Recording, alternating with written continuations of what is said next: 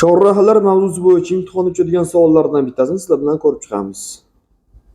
Endi savolga qaraymiz. Chorrahani ikkinchi bo'lib kesib o'tadi deyilyapti. Qaysi transport vositasi chorrahani ikkinchi bo'lib kesib o'tishi so'ralyapti. Birinchi navbatda biz asosiy yo'ldan kim kelayotganini topib olamiz. Qizil avtomobil asosiy yo'ldan kelayotgan ekan mana. Tegidagi belgi 713. Nomi asosiy yo'lning yo'nalishi. Qalin chizig'i o'ngga burilgan ekan, demak o'ng tomonda kelayotgan ko'k avtomobil ham asosiy yo'ldan kelyapti, bizga ma'lumot beryapti. Demak, ikkita transport vositasi asosiy yo'ldan kelyapti. Yo'llari chorrahada o'rtada kesishyapti.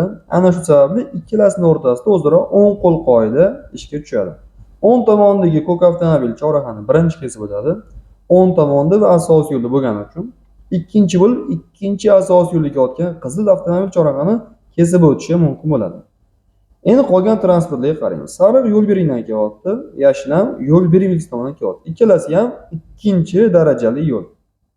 Yo'llari bo'lsa o'rtada kesishyapti. Bu yerda ham xuddi hozirdagi o'zaro o'ng qo'l qoida ishga tushadi.